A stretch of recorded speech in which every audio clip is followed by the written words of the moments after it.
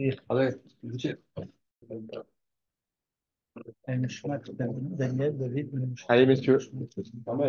On va étudier ce soir un Rambam dans Ilchot Talmud Torah,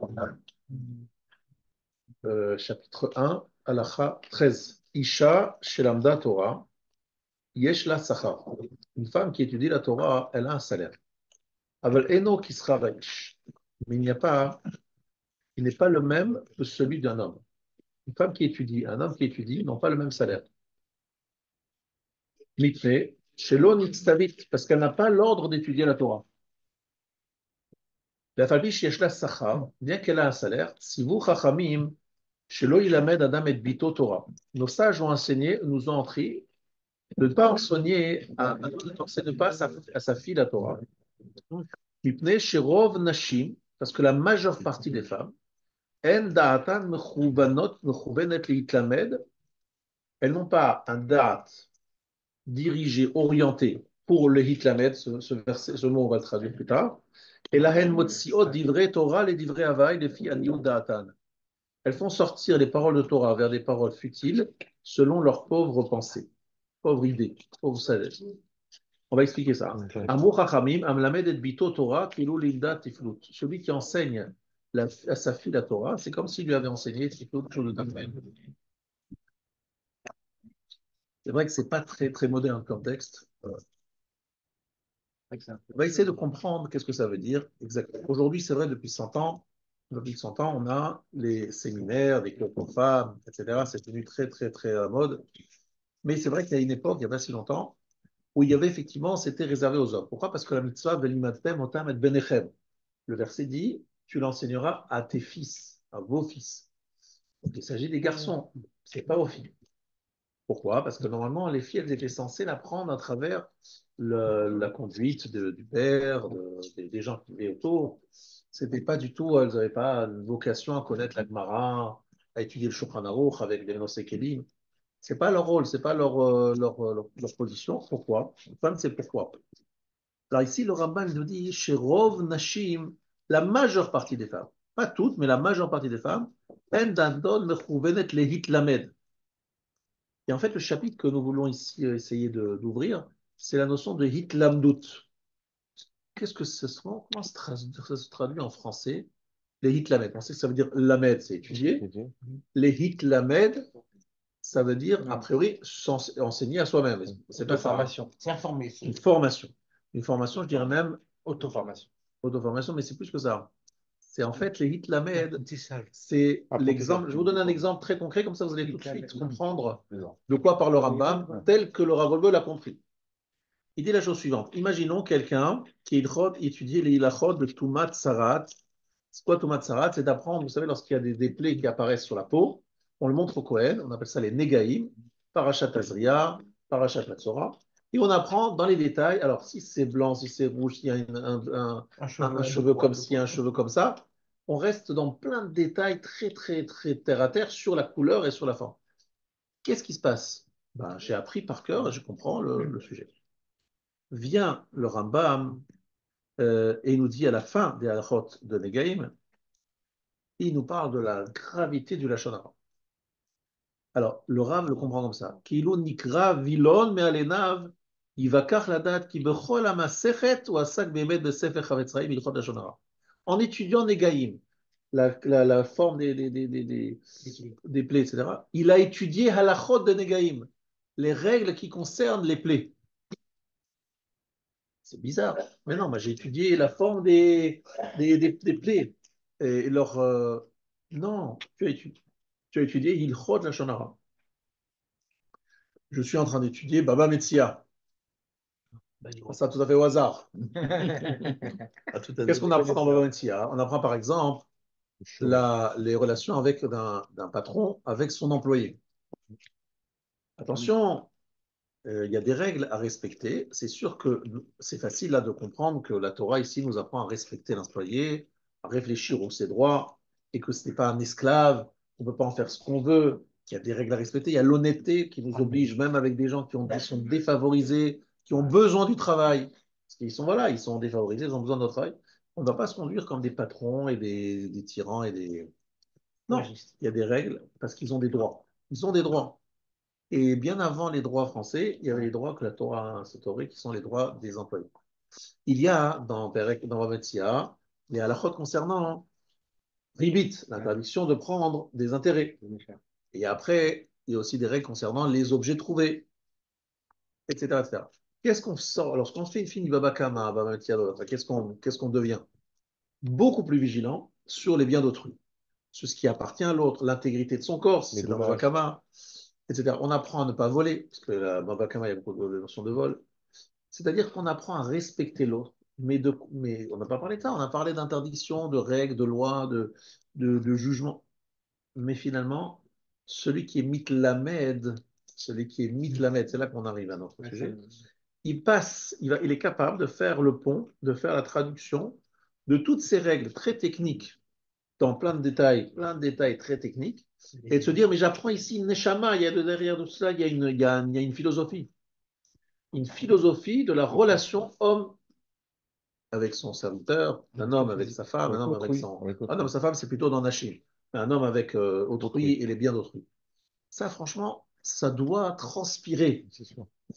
Mais le Rav nous dit que les femmes n'ont pas cette capacité de passer de l'un à l'autre. Pourquoi? Ah, on vient de les Parce que perdre. elles, soit tu leur apprends des On vient choses de les perdre. concrètes à la faute, soit tu leur apprends la philosophie, mais de passer de cette technicité compliquée sur des règles, etc., à l'esprit de la loi, ça, le Rav nous dit, non, la majeure partie des femmes n'ont pas cette capacité. Et donc, on perd notre temps. On perd notre temps et elles perdent leur temps. Donc aujourd'hui, vous allez dans les écoles très religieuses en Israël, aucune n'enseigne la Gemara, Rachid Tosfot à des femmes. Par contre, aux États-Unis, il y a des mouvements modernes orthodoxes qui enseignent à la femme. Alors, je vous dis tout de suite, c'est peut-être intellectuellement intéressant pour une femme d'apprendre ça, et je ne suis pas très sûr. Mais vous regardez dans les facs françaises et vous verrez là-bas, par exemple, que on apprend les femmes sont plutôt présentes dans des matières plutôt concrètes et liées soit à l'humain, soit à des applications très concrètes et pratiques. Et tout ce qui concerne l'abstrait, ben, les femmes sont très absentes, elles sont pas, ça leur parle moins. Encore une fois, c'est des généralités. Donc, on a aussi des femmes très douées dans les mathématiques. Moi, je prends toujours l'exemple qu'on est mathématiques. Les mathématiques, c'est très, très abstrait. Il peut y avoir des femmes extrêmement douées, mais c'est quand même une minorité. En regardant en statistiques, en pourcentage, je pense que vous verrez ça dans les facs françaises. Je pense qu'il y a beaucoup plus d'hommes que de femmes dans ces matières. Mais sur l'abstrait, ça, c'est pas concret. C'est très abstrait. Les mathématiques. Là, mais pas du tout, du tout. Non, mais c'est Eh vrai, dans les bien, écoles d'ingénieurs, tu Mais as du tout, même si 90% d'hommes et je veux dire, en 10% de fait, je femmes. pense qu'à l'époque, en fait, il y avait en fait des phénomènes qui existaient. Moi, je suis confronté, j'ai fait 4 ans de fac. ouais. Il y avait en fait il y avait autant de femmes autant que d'hommes, même dans la matière de philosophie, même dans la matière en fait, des Non, sciences alors humaines. philosophie, non. Philosophie, je n'ai pas parlé de la philosophie. Ben, c'est abstrait la philosophie. Il n'y a pas, Non, il y a ça, pas ils aiment bien la psychologie. Non, Ouais, philosophie, mais c'est abstrait ça. Et Non, mais, non, mais de aujourd'hui, toute façon, Daniel, c'est vrai, dans les écoles d'ingénieurs, tu as 90% de garçons. c'est pas du Non, tout parce que toute la abstrait. filière a amené que c'est le résultat, mais c'est vrai qu'il y a moins de. Moi, Ah en ouais. fait, Mais ça ne veut pas dire que les femmes ne sont. moi, je suis pas du tout. Mais bien ça. Ouais, ouais. J'ai vu une exception chez moi. Ouais. Je vois ma femme qui est mathématicienne. Ouais. Et je vois, dès qu'il y a des questions de Torah par mon fils, et tout, Ouais. je réponds tout de suite la première. Je pense que c'est pas des généralités. Il y a toujours aujourd'hui, il y a toujours des généralités, toujours des C'est exceptions ça. Non, mais quand elles ont un angle Tu es tombé sur le mathématique. terme. Oui, mais encore une fois, je Non, répète, mais lorsqu'on fait Allez, Rov, le Rav, exception. le Ramban, il a parlé de Rov, de majorité. pas en général. Et moi, je te garantis, mais j'ai aucun secret là-dessus, que si j'enseigne à des femmes, Baba Kama, Baba Siavatra, des Gmarot avec Rishonim, Acharonim, je pense qu'elles vont, très grande majorité va trouver ça barbant et ennuyant, beaucoup plus que les hommes, et la très grande majorité va absolument pas se construire avec ça. Ça va pas se construire avec ça. Voilà, moi, ça après, encore une fois, vous dites non, vous êtes d'accord, pas d'accord. Moi, je le pense, et je ne sais pas moi qui le dis, c'est le Rambam, mais c'est vrai qu'il y a une évolution. On est bien d'accord que depuis 100 ans, les choses ont changé. Et encore plus depuis 60 ans, 70 ans, les choses ont changé. Qu'est-ce qui a changé? C'est que les femmes revendiquent certaines places dans la société qui ne revendiquaient pas avant. Mais le fait qu'elles revendiquent place, il y a des choses où elles le revendiquent avec tout à fait beaucoup de justesse, seulement, ça ne veut pas dire pour ça que leur nature a changé. Solution. Et la question de savoir comment on définit une nature féminine d'une façon objective, sans entrer dans la subjectivité, en étant très, très objectif. Donc, il suffit de regarder et de faire une étude. Faites cette étude si vous voulez bien vous-même et vérifiez, faites regarder sur Internet les statistiques des machins. On se retrouve la semaine prochaine, vous me direz si c'est vrai ou pas vrai. En tout cas, ce qui est sûr, c'est que je vous dis ce que nous, les Chachamim, que d'enseigner Gmara, Rashi, Tosfot, les Rishonim, les Sugyot, Shulchan Aruch, avec pendant des heures et des heures, avec tous les Nosekalim, c'est pas le rôle des femmes. En tout cas, la plupart des femmes ne sont pas adaptées à ça, ne sont pas construites pour ça, et ça ne les construit pas. Mais c'est surtout les Hitlamed. Les Hitlamed, c'est quoi? Moi, j'aime bien l'image de l'apprenti. Un apprenti, c'est quoi? C'est quelqu'un qui va faire chimouche, c'est-à-dire qu'il va fréquenter, par exemple, si on prend un cordonnier, je veux me former et devenir un bon cordonnier. Qu'est-ce que je fais? Je prends un artisan cordonnier, je lui dis voilà, j'ai envie d'apprendre à être cordonnier. J'apprends le côté très pratique de ce métier. Comment on fait? Comment on construit une bonne chaussure? C'est très clair pour moi. Lorsque je suis un juif qui apprend Baba Kama, Baba Matzia, si à la fin de Baba Kama, Matzia, je suis un homme avec une grosse tête qui connaît plein de pages et de lignes, mais que finalement je n'ai pas appris à être différent, je ne me suis pas construit à travers ça, eh bien je n'ai pas fait ce que la Torah veut, qui s'appelle la Hitlamboud. J'apprends à être un homme fréquentable, un homme honnête, un homme qui respecte l'autre. C'est comme ça, je suis en train d'apprendre. Donc, qu'est-ce que je fais? Je lis. Alors, si ta vache, alors les gens, ils utilisent toujours cet exemple. La vache qui a encore né, le taureau qui a encore né la vache. On se dit, mais c'est quoi ce sujet, le taureau qui a encore né la vache? Non, c'est très simple. Je suis dans une voiture et je suis en train de voir, j'avais ce question dit encore hier. J'ai une voiture, j'ai un problème parce que je dois me garer et je dois passer, etc. Je fais extrêmement attention à ne pas frôler, à ne pas égratigner, à ne pas faire de traces, etc., sur les biens d'autrui. Je respecte les biens d'autrui. Parce que là, le taureau qui est encore une vache et ma voiture qui érafle la voiture d'autrui, c'est la même chose, c'est la même question. Oui, mais pourtant, les femmes sont soumises à la même difficulté de rentrer dans une rue sans abîmer la voiture de l'autre. Donc, si elle ne l'étudie pas, Non, est-ce qu'elle devine automatiquement? non, je répète, les femmes sont censées apprendre les halachot de la Torah de la façon suivante. Bien. C'est sûr que halachot, elles apprennent, elles ont une mitzvah d'apprendre après certains, d'autres non, mais en tout cas, elles disent tous les jours la birkat Torah. Asher ki deshanu b'mitzotav etzivanu al divrei Torah. Sur quoi elles font ça? Elles font ça, si je vous ai dit, sur les halachot, les choses qui les concernent, etc., etc. Mais de faire une gemara chez Tosfot, est-ce qu'elles le font?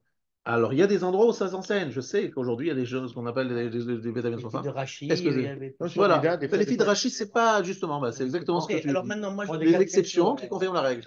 Alors maintenant, ce qu'on peut dire, en fait, qu'à l'époque, la femme... Ouria, la femme de Rabbi Meir. C'était quelqu'un de très fort. D'accord, mais combien il y avait de Ouria? D'accord, maintenant, si on dit, parce qu'en fait, cette femme-là, elle était tellement puissante dans leur raisonnement qu'elle arrivait, en fait, à être l'équivalent des hommes, voire supérieure aux hommes. Exactement, des fois même supérieures. Est-ce qu'on peut dire par là, dans ces cas-là, qu'il y a une répartition des rôles, elle sentait en fait la moitié d'un homme. Elle sentait en fait dans ces cas-là qu'il y avait une répartition qui était honnête et juste, et la Torah de l'homme, ça tombait difficile d'avoir besoin d'étudier. Elle se considérait qu'elles étaient suffisamment aussi importantes pour permettre à ce mari d'étudier, que ce qu'il faisait lui, c'est comme si elles étudiaient, elles, parce que c'était en Je fait suis de la certain moitié. que Rabbi Meir il disait à sa femme, ce que j'étudie, c'est par ton mérite, Voilà. et donc on partage effectivement. On est tout à fait d'accord. Et je confirme, je dis que les femmes doivent avoir une part dans la Torah, et cette part dans la Torah, elle se fait à plusieurs niveaux. Premier niveau, effectivement, dans sa capacité de soutenir son mari, de l'encourager, de lui donner les moyens d'aller étudier. Dis vas-y le soir, t'es fatigué, va étudier. Emmène les Sors. enfants au Cheder. Voilà, sors. Emmener ses enfants au Cheder. Deuxième chose par rapport aux enfants. Sors de là. Enseigner aux enfants, c'est-à-dire faire en sorte que les enfants ressentent l'importance de la Torah et la pratique de la Torah pour les enfants.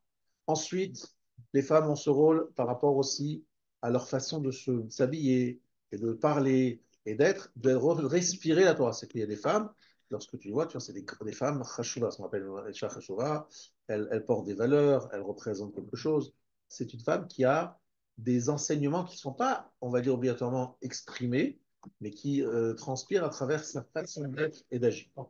Et ensuite, mais d'où elle prend ça? La femme, elle prend ça souvent de la maison. À l'époque, c'était prévu que ça vienne de la maison, que ça vienne de l'entourage, etc. Aujourd'hui, comme il y a eu des périodes où ce n'était pas le cas, on a instauré des séminaires pour pouvoir apprendre, etc., et des cours pour femmes. Donc tout ça, c'est parfait, mais ce que je veux dire, c'est que c'est pas pour ça que je pense qu'il faut changer le programme dans les séminaires. Oui. C'est mon frère. Je pense que ça va vous intéresser. Les stats sur les maths. C'est le ratio de femmes et d'hommes mathématiciens En France, il y a 6000 mathématiciens environ, sachant que le pourcentage de femmes en mathématiques est de Ah 13,9%. oui, 12% aux États-Unis. Il devrait y avoir environ 34 mathématiciennes. Et si vous parlez de personnes pratiquant des maths, tout domaine confondu, il y a alors 15% de femmes, soit environ 900 femmes pratiquant les maths. Cela signifie qu'il y a à peu près entre 5,7 à 6 hommes pour une femme en France. C'est pour Gamarra. Moi, en école il y avait Non, 10%. c'est vrai, moi, c'est clair, c'est bon, c'est Il y terminé. avait 10% de femmes. Pourtant, on est en Il y a 2024. 30 ans. C'est ouvert à tous et à toutes. Elles peuvent faire ce qu'elles veulent. Il n'y a aucun problème. Il n'y a pas de restriction. C'est pas une question de bêtises aussi. Parce que dans d'autres domaines, les hommes, ils sont très idiots par rapport aux femmes. Par exemple, vous le voyez très très bien. Par exemple, dans certains domaines qui sont liés, où les femmes sont au top, nous, on paraît vraiment être vraiment des idiots. Je vois ça, par exemple, très clairement. La maison a un sens pratique et une sens de Il y a une intuition. et une organisation et aussi une sorte de sensibilité qui lui permet de voir des choses où elle dit à son mari, arrête de faire ça, tu fais n'importe quoi. Ben arrête, genre moi je suis intelligent, je fais Gvara, etc. Tu vas voir toi. Mais en fait, elle a une autre forme d'intelligence que l'homme n'a pas. Et comment ça s'appelle dans la Torah? Chorma et Bina. Qu'est-ce que c'est Chorma et qu'est-ce que c'est Bina? Chorma, ce sont la capacité d'emmagasiner des informations, de bien les trier, de bien les organiser. Bina, c'est-à-dire la capacité de construire, c'est-à-dire à partir du moment où j'ai ces informations, comment je les traduis. Donc prenons un exemple très simple. Le mari, il a étudié X choses, il rapporte à sa femme, voilà ce que j'ai étudié. La femme, qu'est-ce qu'elle va en faire? Elle va traduire ça d'une façon très proche de la sensibilité et du quotidien et du concret, en montrant comment cette approche de la vie, cette philosophie, ces halachot, etc., s'inscrivent dans une réalité quotidienne d'une maison. Donc, qu'est-ce qu'Hachem a demandé aux femmes?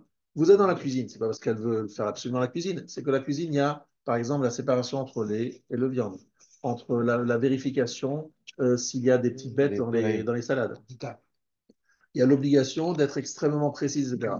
Elles sont capables, les femmes, au même moment où elles font la cuisine, de répondre au téléphone et de parler à quelqu'un qui a des difficultés, de regarder, de voir que l'enfant, il est en train de faire...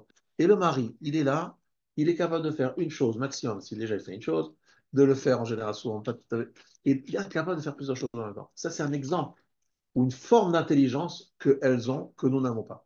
Mais ça, c'est encore plus lorsqu'on parle maintenant de psychologie et de philosophie. Psychologie, c'est extraordinaire.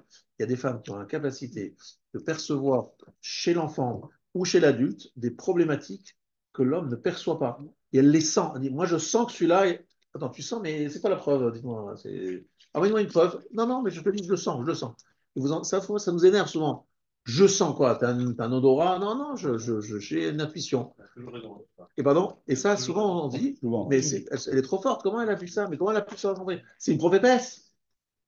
Donc finalement, dans certains domaines, les hommes, donc j'ai parlé surtout de ce qui est très théorique, et on a eu la preuve sur Internet d'un pourcentage de 15% de femmes, donc c'est quand même vraiment une différence au niveau mathématique, ça donc vraiment la différence. Et d'un autre côté, on a vu en termes dans certains domaines, c'est les femmes qui sont beaucoup plus... Moi, par exemple, j'ai vu, lorsque j'étais à l'hôpital, la différence entre une infirmière et un infirmier. C'est impressionnant, ça. Une infirmière, on sent que c'est dans son sang, c'est dans sa nature, d'être capable de faire et de dire au patient ce qui doit être dit et comment le dire. Un homme, il essaye, et les hommes sont extraordinaires de faire ça, mais ce n'est pas leur nature, c'est pas leur truc. Ils ne savent pas faire ça. Même dans les écoles d'infirmières, il y a très très peu d'hommes. Très peu d'hommes dans les écoles d'infirmières. Voilà. Un exemple. Les infirmières, c'est d'abord des infirmières plutôt que des infirmiers. Les soignants, pareil. Les soignants, c'est Aides-soignants, c'est la même chose. pareil. Voilà, exactement.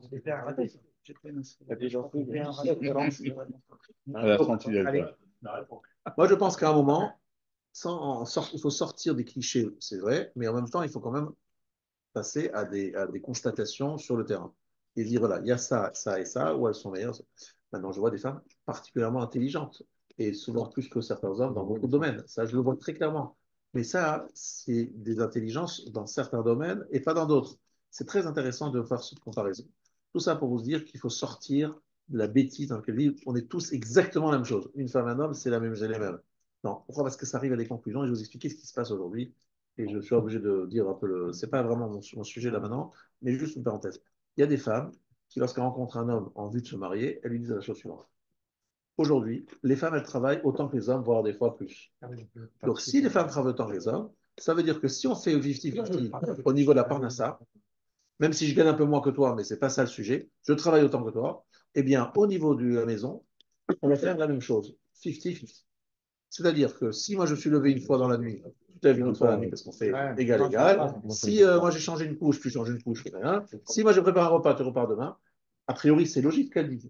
Jusqu'à présent, les femmes, elles n'allaient pas au travail.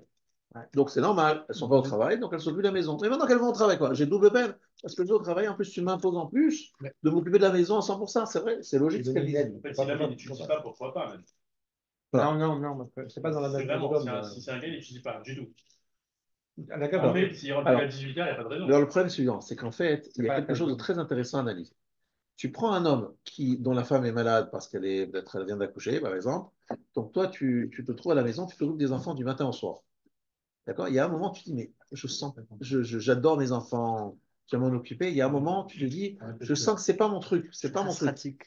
Je me sens, je suis pas, j'ai l'impression que je suis pas fait pour ça. C'est pas mon, je dois m'en occuper. Et c'est un plaisir de m'en occuper, mais à petite dose. Parce que si c'est à grosse dose, tu dis, j'en veux plus. Et tu dis, mais comment ma femme, elle arrive du matin au soir et tous les soirs, tous les jours, à faire L'instinct maternel.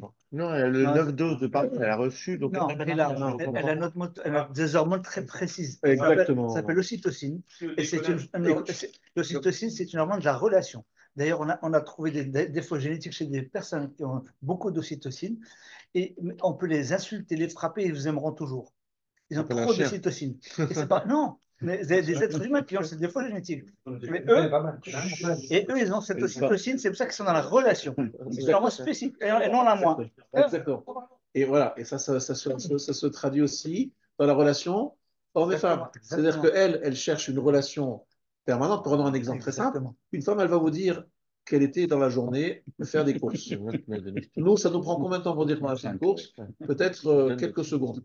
Elle va lui prendre pendant quelques minutes pour expliquer qu'elle était là-bas, que ça s'est garé ici, qu'elle est montée au premier étage, qu'elle est allée au fond de rue. Je vais vous donner des détails qui vous paraissent complètement insignifiants, inintéressants. Nous, t'as acheté, t'as pas acheté, c'était coûté combien? Non, non, non. Attention, attends, je n'ai pas fini. Donc j'ai été et donc finalement, elle a besoin, parce que ce qui l'intéresse, ce n'est pas l'information finale, alors que nous, on cherche l'information finale. Elle, ce qu'elle cherche, c'est de partager avec toi et de créer une relation. Et la relation, c'est comment? En te faisant vivre ce qu'elle a vécu pendant la journée. Donc il y a une sorte de partage et de relation très important pour elle, que l'homme en a besoin. Tu vois un copain à toi, que tu aimes beaucoup, c'est ton copain, de quoi tu vas parler? Tu vas parler de choses très concrètes. Alors, tac, tac, tac, tac. Et le sujet sur lequel vous allez vous allonger, ce n'est pas du tout le sujet sur lequel votre femme va s'allonger. Donc, ce qui crée une sorte de tension, des fois, dans un couple, parce que le mari, très clairement, malheureusement, il envoie des signaux de tu me saoules, quoi. Tu me saoules, même si je ne le dis pas, elle l'entend. Donc, elle se dit, bon, mon mari, je le saoule, je la saoule, mais j'en ai besoin. J'ai vraiment besoin de lui parler. J'ai besoin de lui dire ça. Mais elle n'est pas bête, ma femme. Pourquoi est-ce qu'elle va me raconter un truc aussi nul? Mais non, elle a besoin parce que c'est pas le but, c'est pas l'information qui compte, c'est le temps qu'elle va le dire. Donc c'est très intéressant d'analyser ça. C'est que c'est un besoin féminin que l'homme n'a pas. Par exemple, c'est un des exemples. Et c'est très intéressant à analyser. Et je pense qu'il faut dépassionner le débat et arriver à être objectif sur la différence pour pouvoir bien dire, voilà, une femme, pour s'épanouir, elle a besoin de ça, un homme, pour s'épanouir, elle a besoin de ça. Et en fait, il faut qu'on trouve un modus vivendi pour que chacun trouve sa place et soit très, très à l'aise. Un point très intéressant. Très intéressant. Ça va compliquer énormément. Ça vous fait toucher du doigt ce que c'est que la différence entre hommes et femmes. On a essayé de comprendre si le chien descendait du loup. On a essayé de comprendre ça. Parce qu'on voit que le loup est très indépendant. Pourtant, même s'il est élevé, il reste toujours indépendant. Il n'est jamais, il n'y a pas cet attachement qu'a le chien envers son maître. Ils ont essayé de comprendre pourquoi cette différence. Pourtant, si ça descend de l'un de l'autre, on va avoir le même attachement. Magnette, parce que, ils ne descendent pas l'un de l'autre, c'est faux, parce qu'ils ont une génétique complètement différente. L'un qui produit pour le chien beaucoup de cytocine, donc ça fait une force d'attachement à l'autre très très, alors que chez les loups, quasiment zéro. Donc il restera toujours indépendant, tu peux lui donner tout ce que tu veux, comme steak, etc. Il restera toujours indépendant. C'est pour ça que le masculin est indépendant, c'est un donneur, et le féminin, c'est un mécabel, il a besoin de cette relation. Non, mais c'est vraiment l'instinct qui est comme ça. Exactement.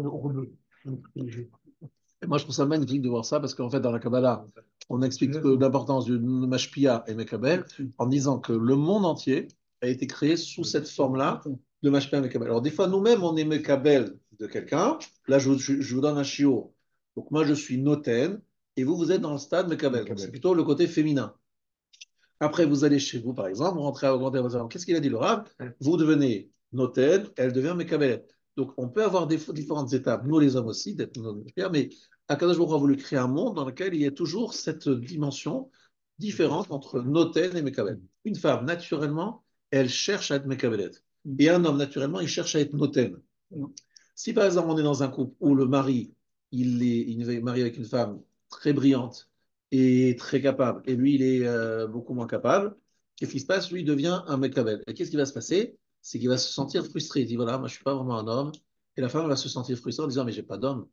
J'ai une femmelette, là. J'ai un autre femme, pas une femme, une femmelette. Alors, qu'est-ce que ça veut dire? Il y a cette frustration de ne pas être celui pour qui, ce pourquoi je devrais, normalement, est-ce que je devrais être?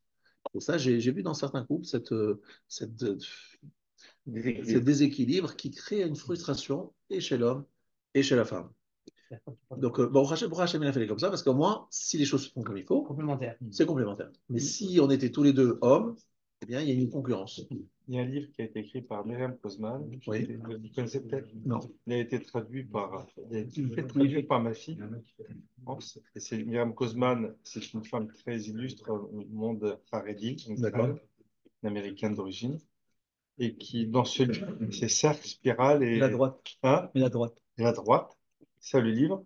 Où elle développe toute une théorie extrêmement intéressante qui rejoint vraiment ce que vous dites, c'est-à-dire qu'il n'y a pas d'hommes et de femmes, il y a masculin et féminin. Et on est les deux à des proportions différentes. Et si on arrive à intégrer ces deux notions et comprendre la part féminin-masculin de l'autre, alors on comprend mieux l'autre. On n'a pas les mêmes taux d'hormones. Comment? On n'a pas les mêmes taux Pardon? d'hormones. Oui, c'est ça, c'est ça. Milan, c'est 100% homme. Hein.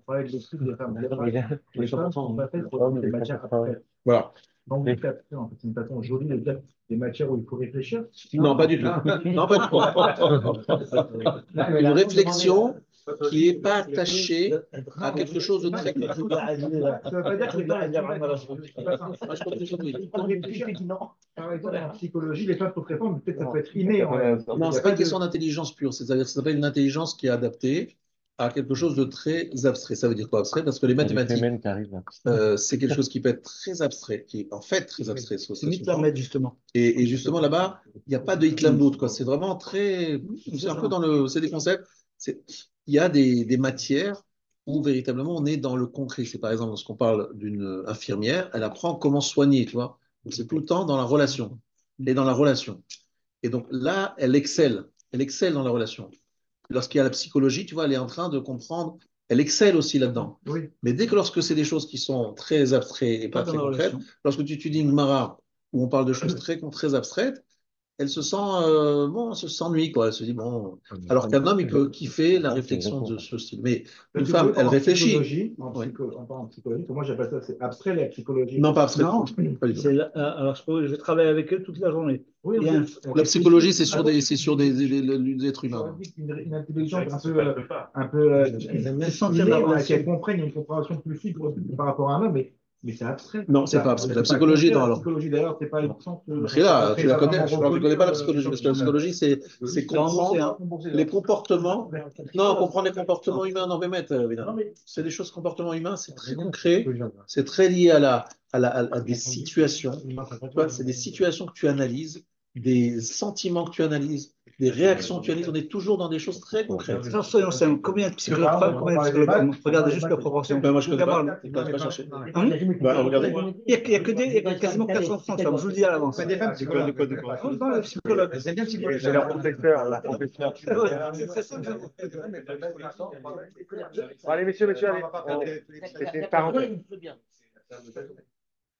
Alors, je pense que si vous avez compris, je pense que vous avez compris plus ou moins ce que je disais, mais en fait, la hitlamdout, c'est-à-dire cette approche-là, est une façon de vivre qui est tout à fait nouvelle, dans le sens où je vais vous donner la phrase que je voulais commander depuis le début, Ben Zoma Omer, Ezeu Chacham, Halomed Mikol Adam. Shenema Mikol Melamdai Hiskalti. Donc, qui est appelé le Chacham, celui qui apprend de tout homme. Vient le Barthénora, Vafalpi chez Ukata Numeno, même quelqu'un qui est plus petit que lui, chez Kivan chez Nochas al Kevodo, puisqu'il n'a pas, il ne fait pas attention à son kavod. Velomed Minaktanim, il apprend des petits. Nikarim Advarim, chez Rormato Ilashim Shamaim. Il est reconnaissable que sa forma est désintéressée. Velo Lehitiaer ou Lehitpaerba. Il ne cherche pas à se glorifier et à être orgueilleux et arrogant parce qu'il est un Chacham. La preuve, c'est qu'il est capable d'apprendre d'un enfant. Donc, qu'est-ce qu'il aime? Il aime la Chorma. Il n'aime pas ce que la Chorma apporte aux gens, ça veut dire, je suis Chacham, donc je suis bien au-dessus des autres parce que je suis très Chacham. Comme les maths, 85%, 15%. 85% des psychologues sont des femmes. Une phrase.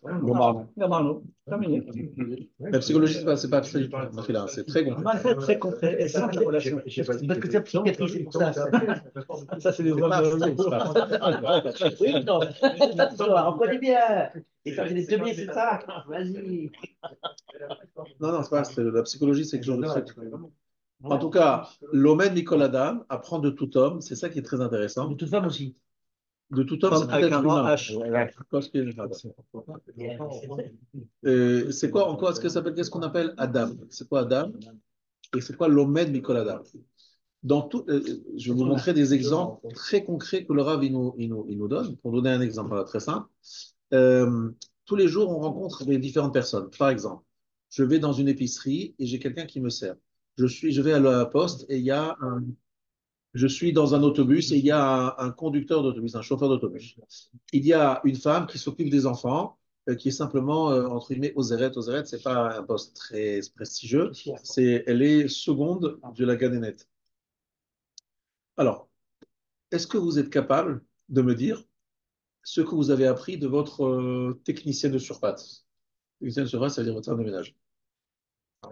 Est-ce que vous êtes capable de dire ce que vous apprenez d'elle? Bon, franchement, c'est difficile de dire peut-être oui, je ne sais pas. En tout cas, on ne se pose pas la question de savoir, mais est-ce qu'on peut apprendre de ces gens-là? Mais franchement, ce n'est pas des rabbinim, ce n'est pas des profs de fac, c'est des femmes qui nettoient. Est-ce que vous êtes capable d'apprendre de gens qui, a priori, ne sont pas des enseignants, des référents, des machins? Ça, c'est le signe d'être chacham. Un chacham, c'est celui qui aime la chokhma. Et comment je sais qu'il aime la chokhma? C'est que peu importe d'où elle vient, comme j'aime la chokhma, eh bien, j'apprends. Ah, je peux apprendre, peu importe de qui. J'apprends. De quoi? Juif, non juif. Et peu importe de quoi. Et de quoi surtout? De Chaque chose, ça me construit.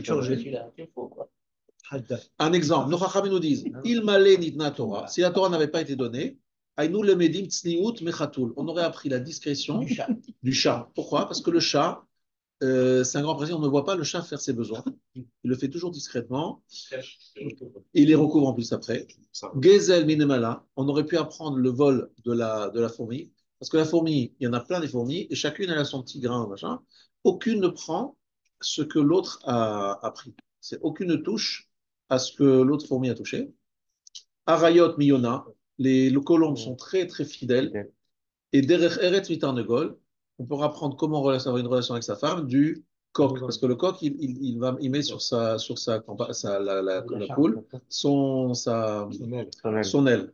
Chez Mefayes, il a une relation après avoir été Mefayes, après avoir préparé sa cour. Voilà, sa poule. Donc, en fait, c'est Hérouvine, page 100. C'est très intéressant. Les Rachamim nous disent dans la Gemara qu'il faut savoir apprendre même d'animaux. Les animaux sont une source de chorma.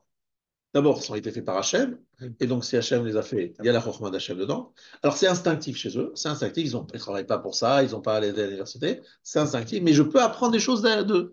Il y a des choses à apprendre des animaux. Donc des chiens, bon, Hachem ici, à Neuilly, il y a des chiens à peu près tous les coins de rue, il y en a plusieurs. Même pour Joseph. Même pour Joseph, je ne sais pas, mais en tout cas, il y en a partout. Comment tu l'as vu? Voilà, il y en a partout, et on se demande. Mais il y a des choses à apprendre des chiens. Par exemple, le chien, il est fidèle. Il est Makir Tova, le chien. Le chien, il est reconnaissant. Lorsqu'on se lève, il est Makir Tova.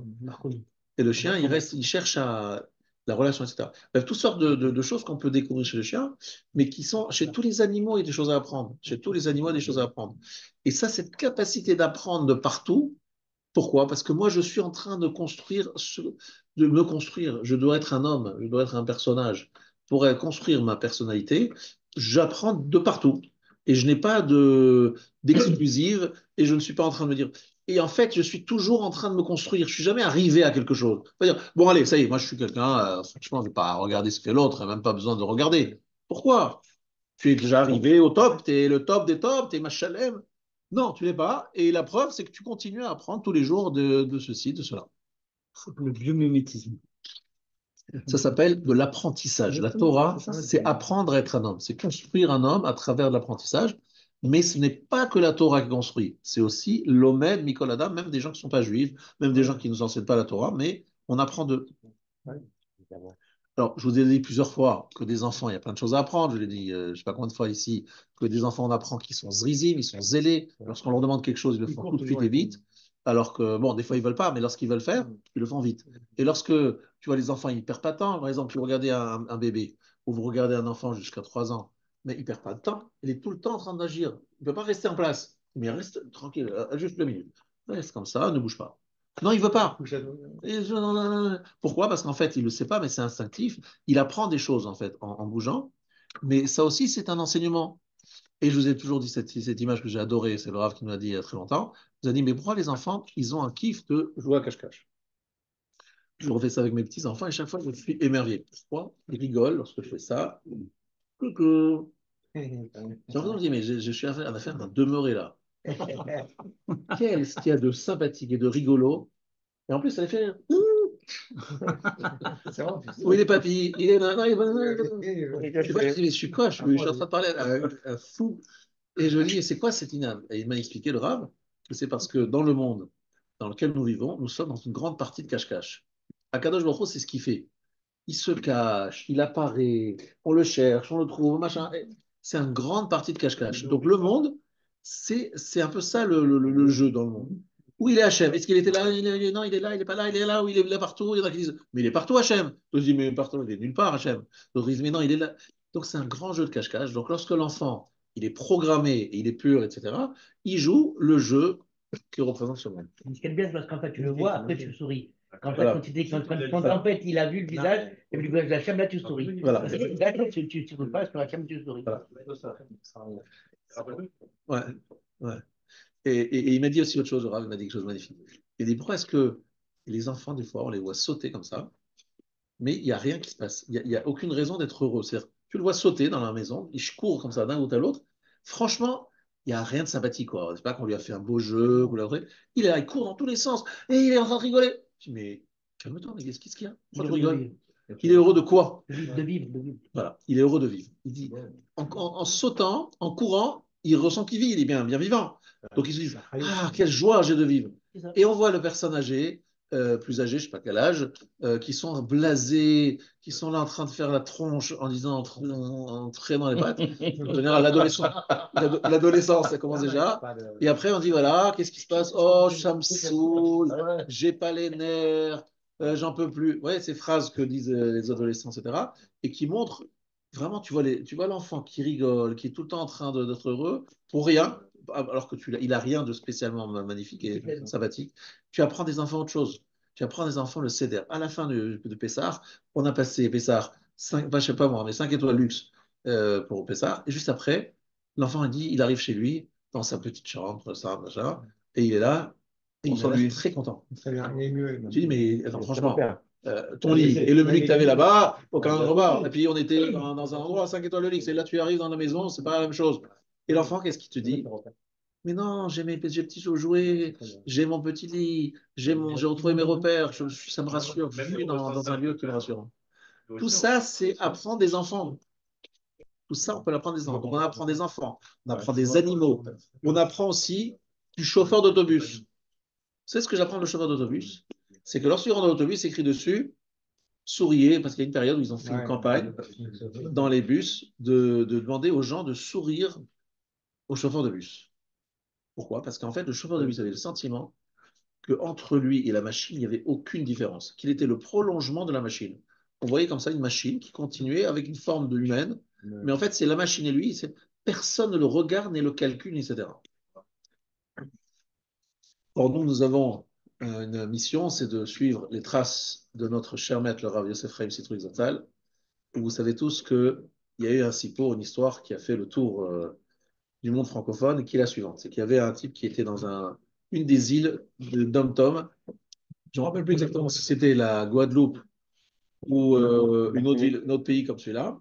Et il se fait arrêter pour excès de vitesse par un policier de là-bas qui l'arrête. Et il se rend compte, le policier, qu'il a affaire à un juif. Donc lui, il a très peur. Il se dit, voilà, je vais me prendre une sacrée PV, parce que là, il avait fait une grosse déplacement de vitesse. Et c'était où? En tout cas, le policier lui dit, bon, allez, circulez. Alors lui, il est étonné. Il dit, attendez, pourquoi? Enfin, il lui dit, écoutez, j'avais un poste, je devais être statique devant le rue Saint-Georges, là où il y a le consistoire de France.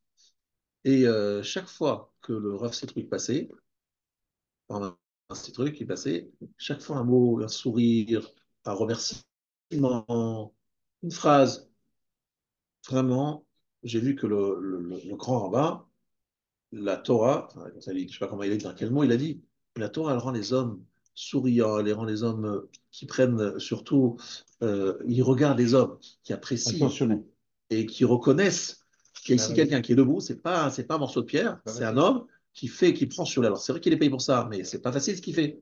Il fait froid, il pleut, c'est pénible, il est debout, il est en danger, etc., etc. Et il est là, et toi, même pas, tu le calcules. Mais dis-lui bonjour, dis-lui un mot, dis-lui merci, dis-lui... Et j'ai vu que votre grand rabbin, il faisait ça. Donc, par reconnaissance pour le grand rabbin, je ne donnerai pas le PV. Ça veut dire quoi? Ça s'appelle le Kiddush Hashem. Le Kiddush Hashem, de se dire... Policier à lèvres quand on se relève contre Voilà, au policier, toujours on l'a fait ça. Voilà, toujours on le fait, peut-être pas tout le monde. En tout cas, c'est sûr qu'il faut prendre sur soi de le faire et de le prendre en compte que c'est des gens qui sont là et qui sont là à notre service. Ah, mais il est payé pour ça. Non, même s'il est payé, tu es bien content qu'il soit là parce que trouver un policier qui est prêt à rester, même s'il est payé, il y a des gens qui ne veulent pas travailler. Merci d'être là. C'est un Kiddush Hashem. C'est un Kiddush Hashem, exactement. Mais ça aussi, on apprend de quoi? Ça, c'est apprendre d'abord d'une Haggadah d'arabe, mais c'est surtout aussi apprendre qu'il y a un monsieur qui est là, qui existe, voilà, qui fait quelque chose pour moi, qui me donne quelque chose. C'est ouvrir les yeux, ça c'est plutôt chesed, l'agdama du chesed. Mais là, ici, j'étais en train de parler que de la itlamdout. Alors, le Rav, il demandait à ses élèves d'apprendre 3 choses chaque jour de nos amis. De nos chaverim. On a des chaverim, il faut apprendre de nos chaverim. Qu'est-ce qu'on apprend de nos chaverim? On est ici, on est une table, il y a d'autres personnes, mais regarde celui-là. Lorsque tu penses à celui-là, quoi tu penses? Quelle est sa qualité? Je ne sais pas, franchement. Donc tu ne vois aucune qualité chez ce monsieur que tu vois quand même tous les jours. Aucune qualité, zéro. Non, je ne vois pas, je vois de quoi parler, de quel sujet. Ça veut dire en fait, tu n'as jamais trouvé chez lui la moindre qualité qui mérite d'être soulignée pour que toi, tu puisses également te construire à travers l'exemple de cet ami que tu as autour de toi. Malheureusement, beaucoup de gens sont tellement égocentriques qu'ils sont incapables de dire quelles sont les qualités des uns et des autres. Le Rav Yerucham, le Rav du Rav, il avait 400 élèves, ou en tout 400 ou 500 élèves. Il connaissait les qualités et les défauts de chaque élève. Alors, c'est un gadol, c'est au-dessus de la plupart des êtres humains, mais lorsqu'il s'occupait d'une yeshiva, c'était la connaissance de chaque élève sans penser qu'est-ce que cet élève a besoin. Ça, c'est extrêmement grand, c'est extrêmement difficile. Tout le monde n'a pas eu 400-500 élèves. Le Hillel Azaken en avait 80. D'accord? C'est pas aussi grand, mais cette capacité d'apprendre et de voir d'abord ceux qui sont autour de nous. Maintenant, le Rav nous dit la chose suivante. Il a très peur, le Rav, de la gave, de l'orgueil. C'est quoi l'orgueil? Lorsque, par exemple, je commence à faire une anaga, je commence à me conduire d'une certaine façon, je peux être fier. Ah, t'as vu, moi je suis comme ça, machin. C'est-à-dire de s'énorgueillir, d'être arrogant, de se dire, voilà, moi je suis ceci, moi je suis cela, parce que je suis religieux, je ne suis pas comme ceux qui ne le sont pas, et de regarder les autres avec condescendance. Ça, c'est parce qu'on a le sentiment qu'on est arrivé à quelque chose. Mais si on est un apprenti qui apprend tout le temps, c'est bon, vous savez, moi je suis encore rien, moi je suis en train de me construire, je suis en train d'essayer de devenir un vrai homme. Donc je suis en train d'apprendre. Donc lorsque tu es toujours dans cet état d'esprit que j'ai des choses à apprendre et à construire, tu ne regardes pas les autres avec condescendance parce que tu dis, tu vois quelqu'un dit, mais peut-être que lui aussi il peut m'apprendre quelque chose.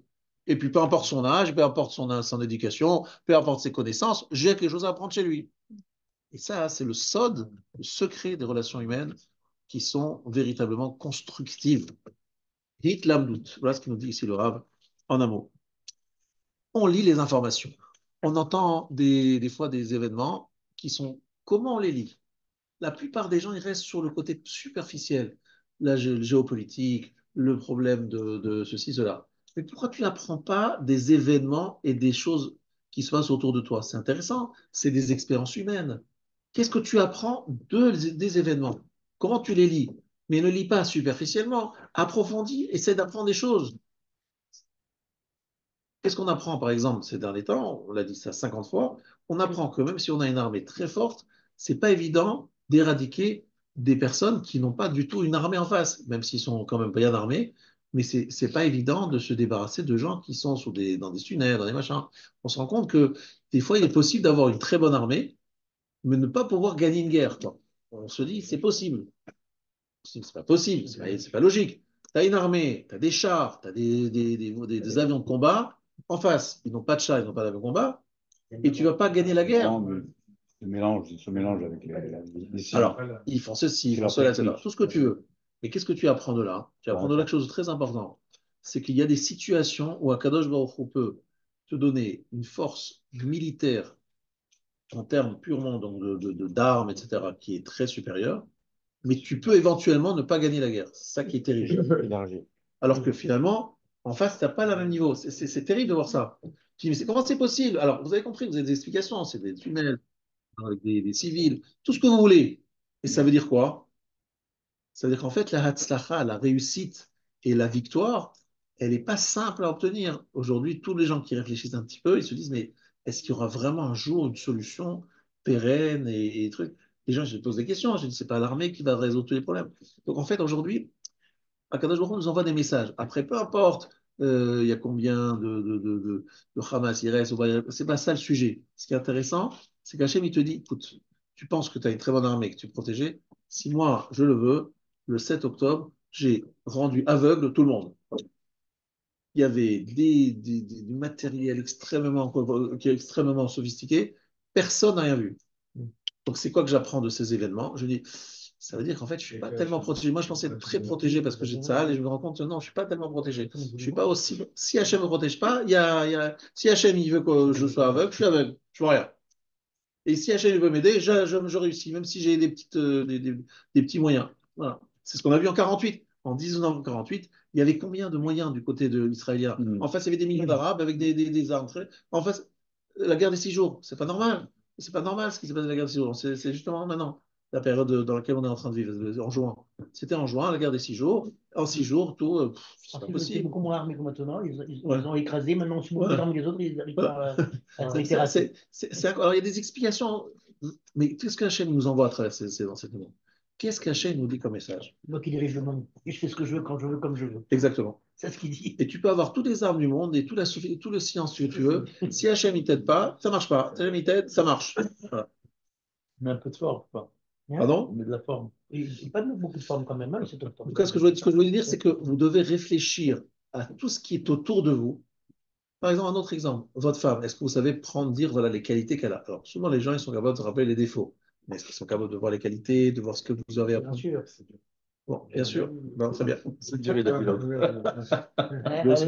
le débat est clos, puisque c'est bien sûr. un petit carré pour écrire. De quoi? Je suis toujours de quoi attendre. Moi, je peux une salle d'école, mais ça va.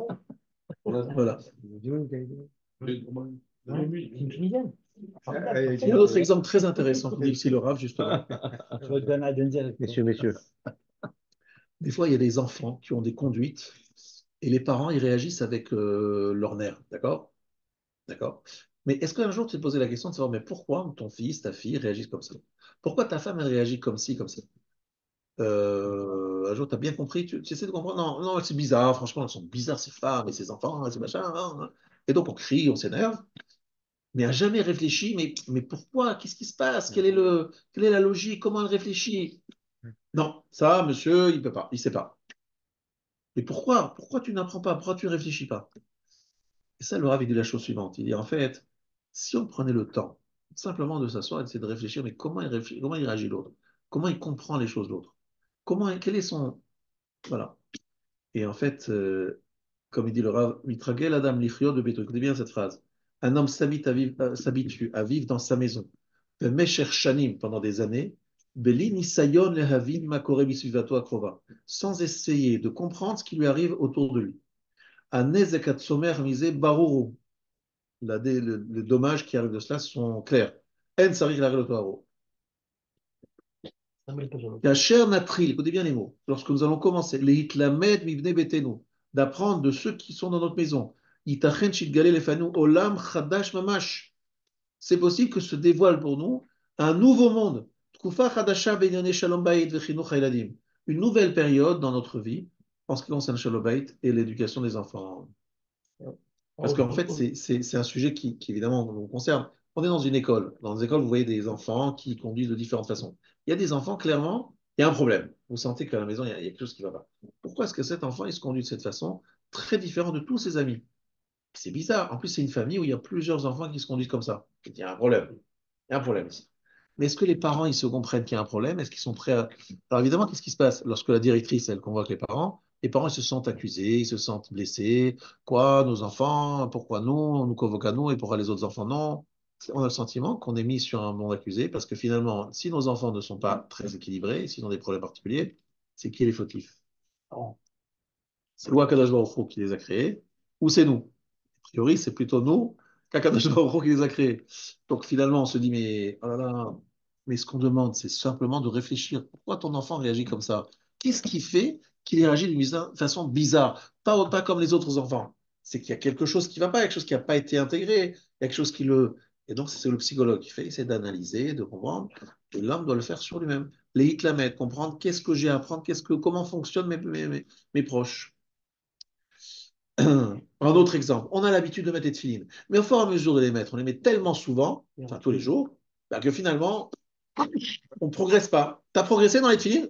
Progresser, je ne sais pas ce que tu veux dire. De quoi tu parles? Progresser en quoi? Je veux progresser. J'ai les tefilines, je veux progresser. Mais est-ce que tu progresses dans la mitzvah de tefilines? De quoi tu parles? Je ne sais même pas de quoi tu parles. Je les mets de la même façon pendant 50 ans. La même façon. La même façon. Non, c'est pas normal. À aucun moment, tu t'es posé la question si je les mets comme il faut, si je pourrais les mettre un peu mieux, si je pourrais pas avancer dans la mitzvah. Shabbat, je fais de la même façon. Ah, c'est toujours la même chose. Et pourquoi tu n'as pas réfléchi comment apprendre à être plus shabbosdik? Shabbosdik, c'est quoi? C'est Ashkenaz. Shabbosdik, c'est être plus shabbos, un homme de Shabbat. C'est-à-dire quoi, être un homme plus un homme de Shabbat? Il y a des choses que tu ne peux pas entendre Shabbat. Il y a des discussions que tu ne peux plus entendre Shabbat. Il y a des choses que tu ne peux pas laisser un Shabbat passer sans mettre du temps dans l'étude. Tout ça, ce sont des façons d'apprendre, non seulement des hommes ou des femmes autour de nous, ou des enfants, ou des animaux, ou des enfants qui sont plus... mais surtout d'apprendre des événements, de ce qui nous entoure, ce que c'est Shabbat, Yom Tov, ce que représente Shavuot, que tout simplement les choses ne se passent pas comme ça sans qu'il y ait un apprentissage. En clair, ce qui devrait se passer, c'est qu'à tout moment, et je connais des gens comme ça, hein, à tout moment ils disent ah là j'ai découvert, ah là j'ai compris, ah là j'ai vu, ah là j'ai une nouvelle façon de ressentir les choses. C'est des gens qui sont tout le temps en train d'apprendre. Et il y a des gens qui sont bloqués comme ça, figés, et ça pendant des dizaines et des années, sans changer, sans... Pardon? Les gens qui veulent pas évoluer, ils tombent au bout d'un moment. En plus, tu as bien raison qu'on ne peut pas être statique. On n'est pas statique. Il y a une notion de halicha. Soit tu avances, soit tu recules. Mais rester sur place et de faire du surplace, c'est en général pas possible. Donc voilà, exactement. Donc en fait, comme le dit Rabbi Yonah, soit tu montes, soit tu recules. Donc il faut se choisir. Statique, c'est pas possible. Alors, regardez bien ce que dit ici le Rav Simcha Zissel de Kelem. Kol Adam, sheyesh lo chush veze davar, yargish meod que sheire davarma veze aïnyan. Le machal, chayat. Il y a des gens ici qui sont des tailleurs. Waouh. C'est quoi rouge? Rouge, le ressenti. Alors, tu vois, par exemple, tu es tailleur. Tu rentres dans la salle, tu dis, ah, Bah, bien. celui-là, il a telle marque, celui-là, il a habillé comme ça. Tu regardes tout de suite les habits parce que c'est ton métier. Si par exemple tu es cordonnier, tu vas regarder les chaussures des gens. Les dentistes. Opticien, Si tu es dentiste, Et on regardez s'en va là. ça, non, il n'y en a pas, il n'y en a pas. eh ben dentiste. Donc ils regardent tous les dents. Bien sûr, obligé. Il faut que ça.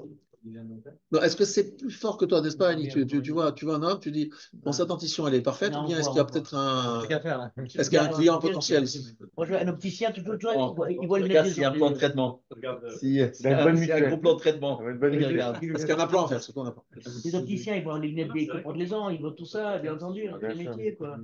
C'est comme C'est-à-dire, ça. lorsque tu es sensibilisé à quelque chose, tu vois tout le monde et tu vois chez chacun Le prisme. le sujet sur lequel, avec le prisme qui va être celui de ton métier. Ton Le rap, pied. qu'est-ce qu'il voit? Pardon? Et le rap, qu'est-ce qu'il voit?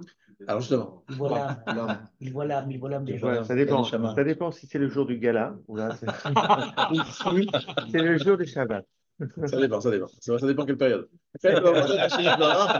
Chez Shlo, Anticherie, c'est plutôt. Limat Elohim, Non, mais Le c'était Macha. l'occasion de vous rappeler le gala mercredi. que vous avez לפרוט fait. הדברים הפשוטים המבורים בשולחן ערוך, יתלמד מזולתו כשראותם אצלו. Quelqu'un qui est intéressé par le respect du Shulchan Aruch, eh bien, lorsqu'il va quelqu'un faire quelque chose, il dit, mais pourquoi toi tu fais comme ça? Mais parce que j'ai vu ça dans le Shulchan Aruch. Ah bon? Ah oui, c'est comme ça que c'est écrit. Ah, mais pourquoi je ne fais pas de la même façon? Ben, je ne savais pas, moi, je savais ça. Donc, je vais apprendre. Lorsque je vois quelqu'un qui fait ou qui ne fait pas certaines choses, je m'intéresse, je regarde, j'observe. Pourquoi? Parce que ce qui m'intéresse, c'est quoi? C'est savoir respecter le Shulchan Aruch. Lorsque quelqu'un, il est l'Omet Torah, je sens qu'il étudie la Torah bien mieux que moi, je dis, mais pourquoi toi, tu étudies bien mieux que moi? Pourquoi moi, je stagne? Pourquoi je n'avance pas? Pourquoi toi? J'essaie d'apprendre de cette personne, j'essaie de. En clair, c'est quoi le but d'un Beth Amikdash? C'est de mettre ensemble des gens, et c'est ça le minyan. Et tu es censé te construire à travers l'observation des autres et faire ce qu'on appelle kinat sofrim. C'est-à-dire créer une émulation positive qu'on appelle la jalousie des scribes, c'est-à-dire être quelqu'un qui dit, mais lui il arrive, pourquoi moi j'arriverai pas? Et surtout si tu mets des gens ensemble et qui sont assez proches, parce que l'un il n'est pas plus rare, tout simplement ils disent, mais pourquoi lui il arrive pas moi? Pourquoi lui il arrive à se lever plus tôt et pas moi? Pourquoi il arrive à une belle fille et pas moi? La Pourquoi bonne il fait jalousie. ouais. Extraordinaire. C'est La bonne ça jalousie. la notion même d'Itlamout. J'apprends. Mais pourquoi? Parce que ça m'intéresse. C'est le sujet qui m'intéresse. Maintenant, il dit la chose suivante. Alomen Mikol Adam. Regardez ce qu'il dit là, celui qui est capable d'apprendre tout homme, c'est un grand sourire, un grand businessman. Pourquoi? Parce que dans tous les domaines, il est curieux et il s'intéresse. Donc moi, je vous raconte une histoire que le Rav Citroën, encore une fois, nous a raconté plusieurs fois. C'est qu'il est rentré visiter le Rav Chakim, qui était dans sa chambre d'hôpital. Et Rav Chakim, en plein milieu, il dit, regardez, par la fenêtre. Et qu'est-ce qu'on a dans la fenêtre? On voit un oiseau sur un arbre. Et il commence à parler de l'oiseau. L'oiseau, l'arbre, le machin. Ce monsieur, il était 80, je ne sais pas lequel, exactement, il était âgé, quoi, monsieur âgé. Et qu'est-ce il s'émerveille d'un oiseau et d'un arbre. Bon, franchement, un oiseau et un arbre, c'est pas qu'il a découvert là-bas qu'il y avait un animal rare qui est apparu. Un oiseau, il n'y a rien de plus commun. J'imagine c'est un pigeon ou un truc comme ça qu'on voit tous les coins de rue. Et qu'est-ce qu'il disait? On regarde la brilla, etc. Et là, il disait, regardez, c'est beau de voir ces chachamim et ces tzadikim qui sont capables de détails de la vie, du quotidien, de rester frais, intéressé, en mouvement perpétuel, en découvrant, même sur son lit de mort, il est en train de découvrir et de découvrir encore. Il est jamais finalement, il n'est pas âgé, c'est pas un homme âgé, c'est un homme très jeune. Un signe de jeunesse. Pourquoi il est un signe de jeunesse? Il est toujours entré. Qu'est-ce qu'il y a chez les enfants? On les amène dans la truc. Ils voient une fleur de rien du tout, une marguerite. Ah, la marguerite, voilà, accueille la marguerite. Non, la marguerite, je ne l'ai pas vue, quoi, tellement c'est commun. Elle voit un chien, il y en a partout des chiens. Les enfants, ils courent après, et ils sont intéressés, etc. Vous imaginez un être humain, un adulte, qui est capable d'avoir cet émerveillement perpétuel jusqu'au jour de la mort, c'est Abraham. Le truc était plutôt le petit truc. Je me rappelle quand on prêchait Voilà, ici, voilà. les oiseaux disaient, ah, quelle merveille d'écouter les petits Voilà, oiseaux. Le matin. exactement. Chaque fois qu'on prêchait ici. Voilà, exactement. Hein? C'était vraiment un signe c'est quoi, on mit Lamed, il apprend, il voit, il écoute.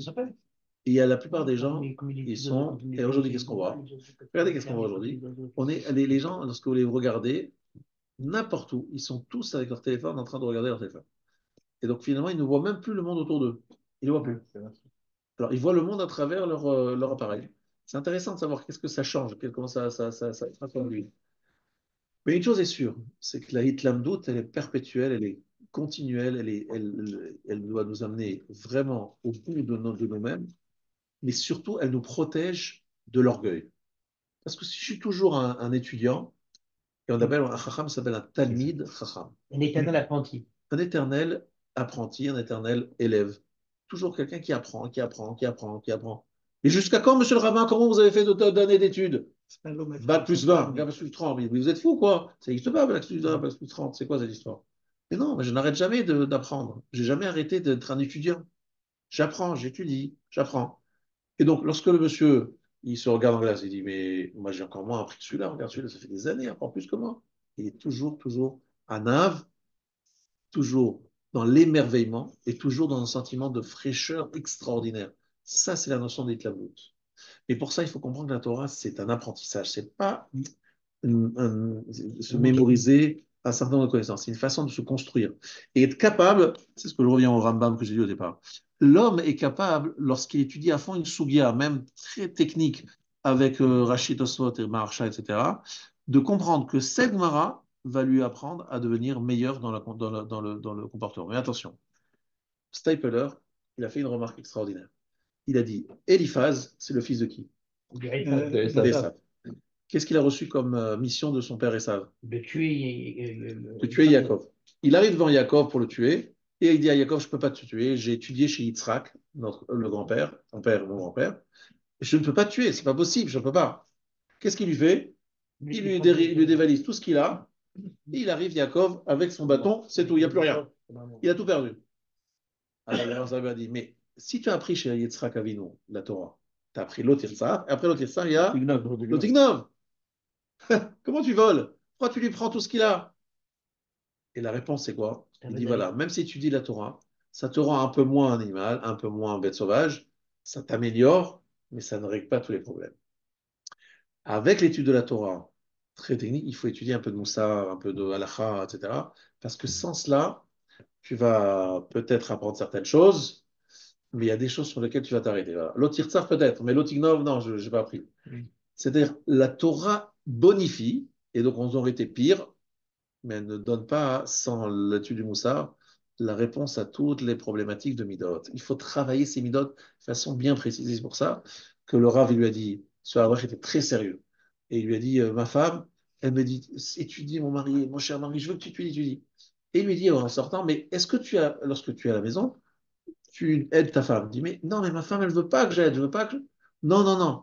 Tu rentres à la maison, tu essayes de trouver un moyen d'aider ta femme. Cherche, même si elle ne demande pas. Il y a une tzadékette, lui, c'est une tzadékette incroyable, elle ne demande jamais. Non, mais je veux t'aider, je veux participer à la maison. Pas que tu te dis, bon, comme nous on essaie de faire, on rase les murs pour pas qu'elle nous voie, pour peut-être trouver la chambre, pour pas qu'on se prenne une remarque. Eh, dis-moi, tu veux faire ça, fais ci, fais ci, fais ça. Non, non, non, on essaie comme ça d'éviter ce genre de rencontre qui risque de nous coûter cher. Non, au contraire, il va au contact, il dit, ma chérie, qu'est-ce que je peux faire pour aider dans ma maison? Qu'est-ce que je peux faire? Comment je peux rendre service? Comment je peux être... Il dit, c'est comme ça que doit être un frère, même très sérieux, qui compte chaque minute, il doit se dire, mais quand est-ce que j'ai aidé ma femme? C'est la différence entre un Lomet Hachem et un Talmid Hachem. Exactement. Un Talmid Chacham, c'est quelqu'un qui est mitlamed. Pas Lomet Hachem. Et il comprend qu'à travers cette aide qu'il a donnée à sa femme, c'est pas juste qu'il va rendre servir à sa femme. Il va même se rendre servir à lui-même. Il est mitlamed. Vous avez compris ce que c'est? C'est très important. C'est extraordinaire. Et les tzadikim, les rachamim, avant Shabbat. Écoute, j'ai fait la vaisselle ce soir. Avant Shabbat, ils préparaient quelque chose pour Shabbat. Il y a la notion de kavod Shabbat. Mais à part ça, il y a aussi la notion de dire, voilà, je participe. Et aujourd'hui, vous savez très bien que les femmes, même lorsque vous ne faites pas tout, et vous juste vous montrez que vous participez, et même si vous ne faites pas grand-chose, elle vous dit, mais ça va, vas-y, casse-toi, fais autre chose, je me débrouille, etc. Mais si tu ne fais rien du tout, ça les énerve. Et pourquoi tu es là, machin? Tu fais rien. Voilà, tu fais rien. Mais si je fais un petit quelque chose, tu m'arrêtes. Nous, autres en com, on réfléchit en disant, mais si je fais un petit quelque chose, tu m'arrêtes parce que tu me dis, c'est bon, c'est bon. Alors pourquoi maintenant que je fais rien, alors que franchement, entre le faire rien et le faire un petit peu, jusqu'à ce que tu m'arrêtes, il n'y a pas grand-chose. Mais lorsque tu fais quelque chose, ça veut dire que tu comprends, tu te sens concerné. Tu n'es pas un invité, un touriste, un monsieur qui est dans un hôtel avec le service, etc. Tu te sens impliqué. Et c'est ça que j'ai envie de ressentir. Et là aussi, c'est une itlamdout. Comprendre comment fonctionne sa femme, quels sont les rouages, qu'est-ce que, et tout ça, ça demande un travail de réflexion. Et rappelez-vous cette phrase. L'homme est descendu sur terre pour une seule chose. Kavod Hashem. Non, évidemment, l'honneur d'Hachem. Mais c'est toute la notion même de la voda moussarit, c'est l'Eitlamed. Kavod Ishto. Non. Enzo mida pratit. Et la signon chayav shel oved moussari. Ce n'est pas une mida particulière, mais une façon de vivre. Ve'ilmale banu ela bishvil ze dayenu. Ici, nous n'étions venus que pour cela, ça suffit. Im kol avoda moussarit eta mavia otanora l'itlamdout. Si tout le travail du moussar nous avait amené qu'à cette dimension de l'itlamdout, d'apprentissage permanent, à azot kvar toelet atsuma. Ce serait déjà quelque chose de très efficace et très important. Voilà. Ouais, wow. Là,